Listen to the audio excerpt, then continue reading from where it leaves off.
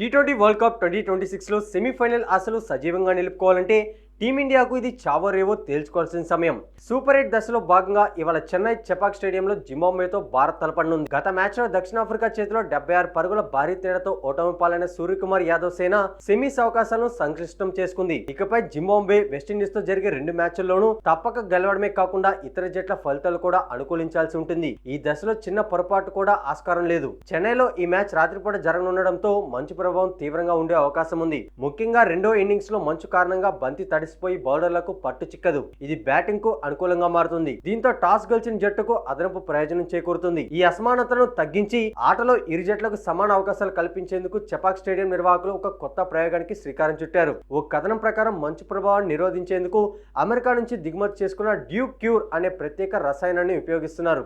Match కు ముందు మంగళ, బుధవారాల్లో ఇప్పటికీ ఈ కెమికల్ ను మైదానం అంతటా పిచికారీ చేశారు. మ్యాచ్ రోజు మధ్యాహ్నం మరోసారి పిచికారీ చేసి రాత్రి సమయంలో మంచు ప్రభావాన్ని వీలైనంత వరకు తగ్గించాలని లక్ష్యంగా పెట్టుకున్నారు. మ్యాచ్ సమయంలో గాలిలో తేమ 80 నుంచి 90% వరకు ఉండే అవకాశం ఉందని అంచనా. సాధారణంగా చెపాక్ పిచ్ స్పిన్నర్లకు స్వర్గధామం. కానీ మంచు కురవడం మొదలైతే పిచ్ స్వరూపమే మారిపోతుంది. బంతి వేగంగా స్కిడ్ అవుతూ బ్యాట్ పైకి వస్తుంది. దీంతో బౌలర్లకు పట్టు దొరకడం కష్టమవుతుంది. ఈ నేపథ్యంలో టాస్ అత్యంత కీలకంగా మారనుంది. మంచు ప్రభావం ఎక్కువగా ఉంటుందని తెలిస్తే కెప్టెన్ దాదాపుగా చేజింగ్ కు మొగ్గు చూపుతారు.